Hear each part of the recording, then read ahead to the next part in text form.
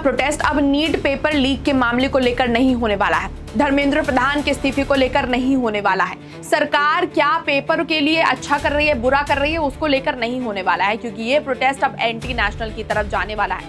क्योंकि रविवार शाम को उस प्रोटेस्ट को एक ऐसी हस्ती ने ज्वाइन करा है जिसने हमेशा देश विद्रोही की ही बात करी, जिसने ये कह दिया था कि कश्मीर देश का भारत देश का हिस्सा नहीं हो सकता, कश्मीर को अलग राज्य होना चाहिए, जिसने कभी सीएए एनआरसी के खिलाफ बयान दिए थे, कहा था कि ये कम्युनिटी के बीच में नफरत फैलाने के लिए एक लॉ लाया जा रहा है, जिसने पोखर न्यूक्लियर टेस्ट के ऊपर भी विवाद किया था और बयान दिए थे कि ये देश को हानि पहुंचाने के लिए इस तरह के टेस्ट हो रहे हैं, इस तरह के न्यूक्लियर टेस्ट लाए जा रहे हैं।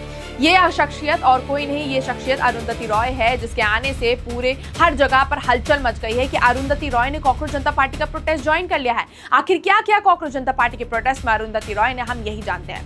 नमस्कार, आप देख रहे हैं न्यूज पेटी और मैं हूं दीप रौतेला। तो सबसे पहले अरुंधति रॉय कौन है? अरुंधति रॉय पेशे से बुक आर्टिस्ट या ऑथर रह चुके हैं या अभी भी हैं, समझ ही नहीं आता, क्योंकि बुक को लिखने के अलावा वो देश में जितने विवाद वाले बयान देती रहती हैं उससे जाहिर होता है कि वो बुक की ऑथर तो नहीं, शायद एक एंटी नेशनल ऑथर जरूर है। अरुंधति रॉय की पहली ही किताब जिसका नाम था the God of small things, उसमें इन्होंने जाति और धर्म से जुड़े वर्जित रिश्तों और एक्सप्लॉइटेड सेक्सुअल कंटेंट दिखाए थे, जिसकी वजह से इसे भारत में भी काफी निंदा का सामना करना पड़ा। केरल के उस समय के मुख्यमंत्री नयनार इसको अश्लील कहा और इस पर अश्लीलता के मुकदमे भी चले। विदेशों में भी इसके ऊपर विवाद हुआ और बुकों के लिए पुरस्कार देने वाले कार्मेन कैलिल ने भी इसे अश्लील कहा। जुलाई 1998 में अपना बुक पुरस्कार जीतने के ठीक बाद इन्होंने द एंड ऑफ इमेजिनेशन नाम एक आर्टिकल पब्लिश किया, निबंध पब्लिश किया, जिसमें इन्होंने भारत के पोखर न्यूक्लियर टेस्ट और नेशनल न्यूक्लियर पॉलिसी की कड़ी आलोचना की थी। कहा था कि ये राष्ट्रवादी है और पर्यावरण के लिए विनाशकारी बताया, जिसके बाद इसके ऊपर काफी विवाद हुआ। फिर अरुंधति रॉय ने लिखना छोड़ दिया और सोशल एक्टिविस्ट का नकाब पहन लिया। शुरुआत में तो अरुंधति रॉय एक स्ट्रॉन्ग सोशल एक्टिविस्ट के रूप में सामने आई, जिसने नर्मदा आंदोलन में जनता का साथ दिया, काफी सारे लोगों के अगेंस्ट जाकर खड़ी हुई। लेकिन धीरे धीरे समझ आया कि ये सोशल एक्टिविस्ट देश के हित में नहीं बल्कि देश विरोधी है। अरुंधति रॉय आराम से देश विरोधी बयान देती थी, जिसमें उन्हें लाइमलाइट भी मिल जाया करती थी, लेकिन वो लाइमलाइट सिर्फ विवादों से घिरी होती थी और इन्हीं विवादों के बीच उन्हें अर्बन नक्सल भी घोषित कर दिया गया था। फिर आया 21 अक्टूबर 2010, जब दिल्ली के एक प्रोटेस्ट में उन्होंने कश्मीर को लेकर बड़ा ही घिनौना बयान दिया। अरुंधति रॉय ने खुले मंच पर कहा कि कश्मीर भारत का अभिन्न हिस्सा नहीं है, यानी कि कश्मीर भारत का हिस्सा नहीं है, भारत का कश्मीर पर कोई हक नहीं है। और इसमें जो सबसे गौर करने वाली बात थी वो ये थी कि अरुंधति रॉय ने ये बयान सैयद अली शाह गिलानी और शेख शौकत हुसैन जैसे सेपरेटिस्ट लीडर्स के बाजू में खड़े रहकर कर दिए थे। I was leaving, a journalist, a TV journalist, stuck a mic in my face and very aggressively said, "Madam, is Kashmir an integral part of India or not? Is Kashmir an integral part of India or not?" About 5 times. So I said, "Look, Kashmir has never been an integral part of India.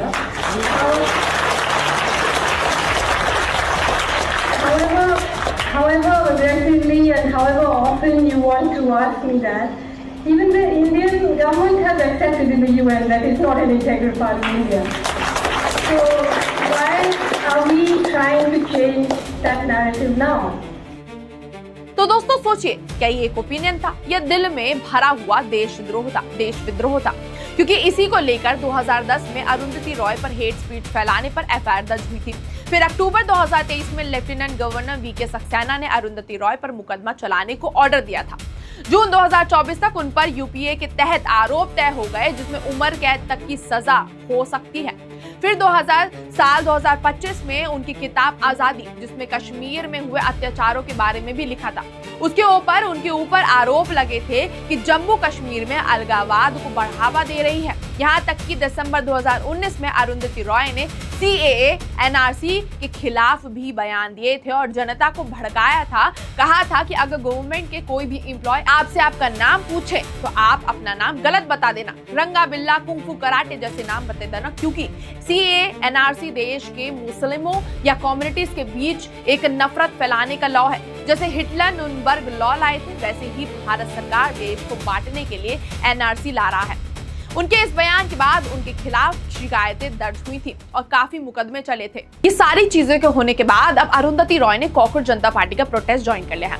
Cockroach Janata party का जब सबसे पहला protest हुआ था 6 जून को, आपने तभी देख लिया था कि कितने सारे देश विद्रोही के नारे लगे थे। देश छोड़ो, देश पता नहीं क्या करो क्या करो, उनके सपोर्ट में इनके सपोर्ट में काफी सारे नारे लगे थे। लेकिन नीट पेपर लीक को नारे कोई भी नहीं लगा था। ये कहा गया था कि देश में सिर्फ कम्युनिटीज को बांटने के लिए लॉ लाए जाते हैं, नीट पेपर पे कोई बात, मतलब नीट पेपर पे बात ना करके 6 जून को सिर्फ देश विद्रोही की बातें हुई थी। देश को खत्म कर दो, देश को अलग कर दो, देश की कम्युनिटी को बांट दो, देश को ये हक दे दो। इस तरह की बातें जो है कॉकरोच जनता पार्टी के पहले दिन के प्रोटेस्ट में हुई थी। और कॉकरोच जनता पार्टी काफी दिनों से प्रोटेस्ट करती आ रही है, लेकिन अब दिल्ली में उन्हें काफी दिन हो गए हैं लगातार प्रोटेस्ट करते हुए, दोबारा कर रही हैं, अलग अलग शख्सियत उनको ज्वाइन कर रही हैं और उसी में एक शख्सियत अरुंधति रॉय भी इसमें जुड़ चुकी हैं। फिलहाल तो यही बताया जा रहा है कि अरुंधति रॉय ने कल कोई बयान नहीं दिया है, सिर्फ वो जितने भी वहां के प्रोटेस्टर्स थे उनसे मिलकर गई हैं। लेकिन फिर भी लोगों के मन में डर है कि आखिर अरुंधति रॉय इस प्रोटेस्ट में आई क्यों है।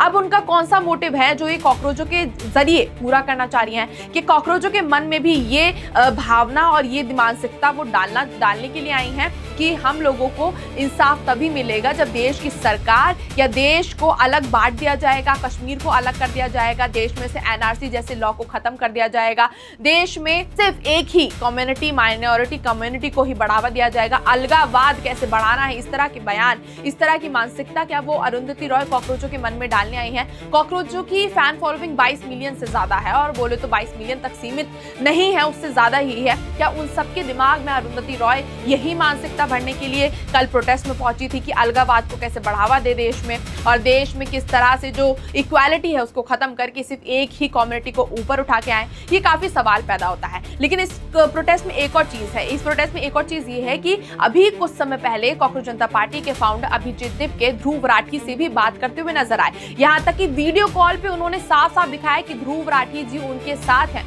अब यहाँ पे एक सोचने की बात पैदा हो गई है कि अभिजीत दीपके या बोले तो कॉकरोच जनता पार्टी का ज्यादातर संबंध सारे एंटी नेशनल लोगों के साथ क्यों है, उन लोगों के साथ क्यों है जो हमेशा देश विद्रोही की बात करते हैं। ध्रुव राठी जी जर्मनी में बैठे रहते हैं लेकिन देश के ऊपर टिप्पणियां करने से कभी पीछे नहीं हटते। हमेशा सरकार के ऊपर, सरकार अगर कुछ काम करती है उनकी नियतों के ऊपर, अगर कोई मूवी आती है उसके ऊपर, जैसे कि अभी हम इसमें एक और बात जोड़ देते हैं, वो बात है कि धुरंधर और अल्फा अभी जो मूवी आई है उसमें एक तरफा चीजें दिखाई गई हैं जिसमें पाकिस्तान को काफी प्रमोट किया गया है।